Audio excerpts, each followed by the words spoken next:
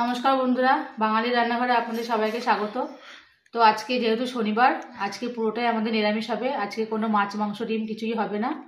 তো আজকে করব ফুলকপি আলু দিয়ে মটরশুঁটি দিয়ে একটা তরকারি, আর করব লাউ শাক আলু বেগুন দিয়ে চচ্চড়ি, আর একটু করব লাউ পাতা বাটা ধনে পাতা দিয়ে। তা লাউ পাতাটা অনেকদিনই আমাদের খাওয়া হচ্ছে না, তাই ভাবলাম আজকে যেহেতু শনিবার আছে তাই লাউ পাতাটা আজকেই বাটবো। তো পুরো ভিডিওটা আপনারা আমার সঙ্গে থাকুন। তো দেখুন বন্ধুরা, আমি ফুলকপিটা করার জন্য আমি ফুলকপিগুলো ঠিক এইভাবে সাইজ করে কেটে নিয়েছি। বেশি বড়ও করিনি, খুব একটা ছোটও করিনি। আর আলুগুলো কেটে নিয়েছি এরকমভাবে। আলুগুলো একটু বড় বড় দিয়েছি, নাহলে আলুগুলো আবার গলে যায়, দেখতে ভালো লাগে না। তো আজকে কাটাটা আমি দেখাতে পারলাম না, একটু দেরি হয়ে গেছে, তাই আমি কেটে নিয়ে তারপর আপনাদের সঙ্গে শেয়ার করলাম। আর লাউ শাকটা আমি কেটে নিয়েছি আলু আর বেগুন দিয়ে। তো লাউ শাকটার বেগুনগুলোর মধ্যে আমি ঠিক বেগুনগুলো এরকমভাবে দিয়েছি, খুব একটা মোটা করিনি, মোটা করলে পরে আবার শক্ত শক্ত হয়ে থাকে। আর খুব একটা সরুও করিনি, সরু করলে আবার গলে যায়। ঠিক এইভাবে আমি বেগুনটা কেটে নিয়েছি। লাউ শাক আলু বেগুন সব একসঙ্গে আমি ধুয়ে নিয়ে এসেছি। তো বন্ধুরা, এবার আমি ফুলকপিটা গরম জলের মধ্যে একটু সেদ্ধ করে জলটা ফেলে দেবো। তো আমি সসপ্যানে গরম জলটা আগে থেকে বসিয়ে দিয়েছি। এবার আমি ফুলকপিগুলো জলের মধ্যে দিয়ে দেবো।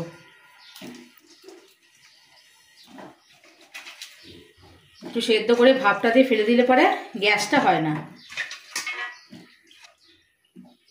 তো ফুলকপিটা এক পাশে সেদ্ধ হোক, আর আমি পাশে কড়াই বসিয়ে দিয়েছি। কড়াইতে আমি আলুটা এবার ভেজে নেব। তো কড়াইয়ে তেলটা গরম হয়ে গেছে, এবার আমি তেলের মধ্যে দিয়ে দেবো জিরে ফোড়ন। আজকে আর আলাদা করে আলু আর ফুলকপি ভেজে নেব না, আমি আলুটা একবারে ভেজে মশলা দিয়ে তারপর ফুলকপিটা দিয়ে কষাবো। তো আলুটা এবার আমি দিয়ে দিচ্ছি।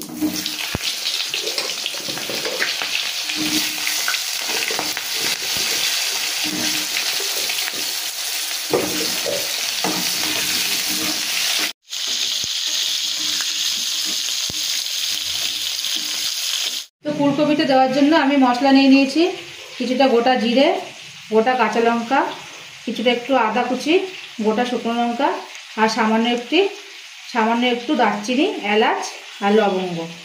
আলুটা আমার খুব ভালোভাবে ভাজা হয়ে গেছে। এবার আমি বেটে রাখা মশলাটা আলুর মধ্যে দিয়ে দেবো।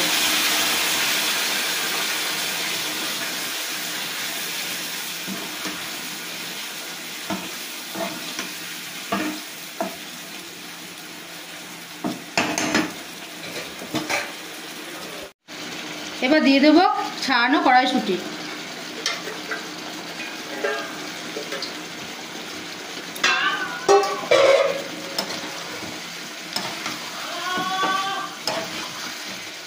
এটা একটু ভালো করে নাড়াচাড়া করে একটুখানি জলটা শুকিয়ে আসবে, মশলাটা টেনে যাবে, তারপর আমি দিয়ে দেবো সেদ্ধ করা ফুলকপি।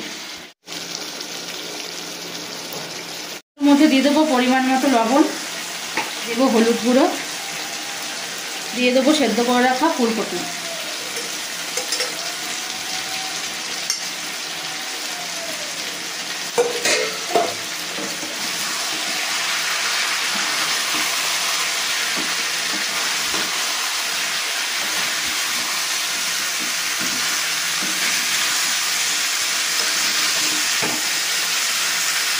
আলু ফুলকপি মশলা আমার খুব ভালোভাবে একসঙ্গে কষানো হয়ে গেছে। এবার আমি দিয়ে দেবো পরিমাণ মতো জল।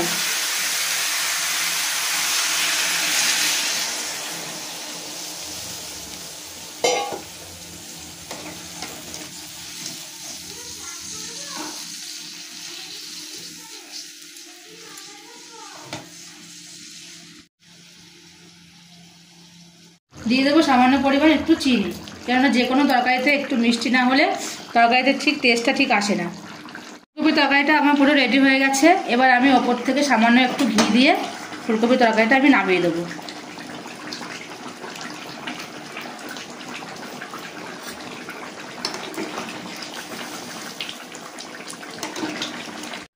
এবার তরকারিটা আমি থালার মধ্যে নামিয়ে নিচ্ছি। তো তরকারিটা আজকে বেশি টানাইনি, কারণ আজকে সবই শুকনো শুকনো, তাই একটু ঝোল ঝোল করে রেখেছি আমি। লাউ শাক বসানোর জন্য আমি কড়াতে তেল দিয়ে দিচ্ছি। তেলটা গরম হয়ে গেছে আমার, তেলের মধ্যে দিয়ে দেবো আমি 5 ফোড়ন, আর দিয়ে দেবো কয়েকটা ডালের বড়ি।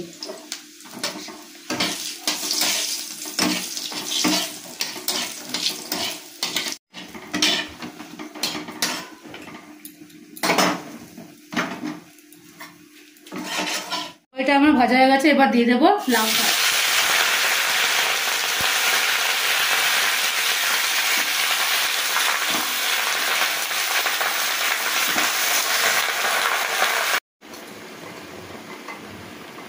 শাকের মধ্যে দিয়ে দেবো স্বাদ মতো লবণ,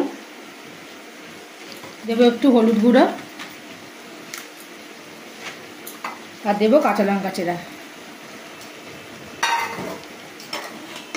এবার এটাকে একটু নাড়াচাড়া করে আমি শাকটাকে ঢেকে দেবো, তাহলে শাকটা ভালোভাবে সেদ্ধ হয়ে যাবে। শাকটাকে আমি ঢেকে দিচ্ছি। এবার ঢাকনাটা সরিয়ে দেখি শাকটা কতটা সেদ্ধ হলো। তো দেখুন বন্ধুরা, শাকটা আমার প্রায় হয়েই এসছে।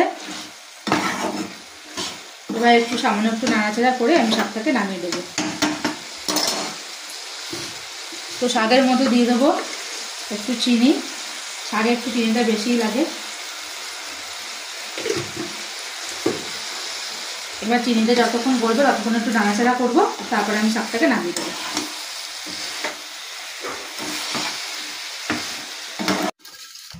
এবার শাকটাকে আমি নামিয়ে নিচ্ছি।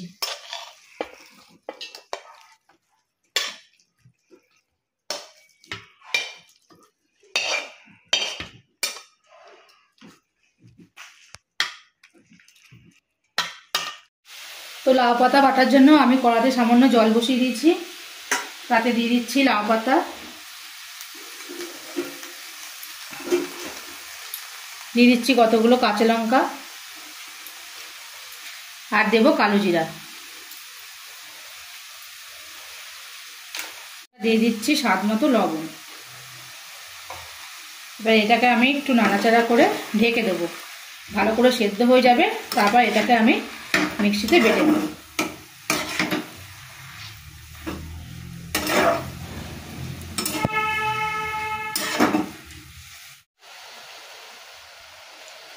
তো লাউ শাকের জলটা আমার প্রায় টেনে এসছে। এবার আমি লাউ শাকটাকে একটু ঠান্ডা করে মিক্সিতে বেটে নিয়ে তারপর তেলের উপরে নাড়বো। তো লাউ পাতাটা এবার আমি কড়াইতে সামান্য তেল দিয়ে তেলের উপরে নেড়ে নেব। লাউ পাতাটা আগে থেকে আমি মিক্সিতে বেটে নিয়েছি। দেখুন বন্ধুরা, লাউ পাতাটা আর ধনে পাতাটা আমি একসঙ্গে মিক্সিতে পেস্ট করে নিয়েছি। এবার আমি এটা গরম তেলের উপর দিয়ে নেড়ে নেব।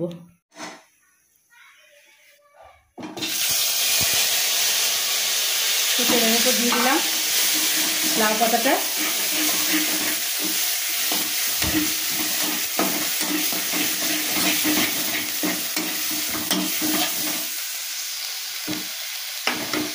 সামান্য অল্প একটু নুন, যেহেতু আমি আগে সেদ্ধর সময় নুন দিয়েছি তাই আমি এখন অল্প একটু নুন দিলাম। দেবো সামান্য একটু হলুদ, পাতা বাটায় বেশি হলুদ না দিলেও চলে। আর দেবো একটু মিষ্টি। এবার আমি এই সবগুলোকে একসঙ্গে খুব ভালোভাবে নেড়ে নেব।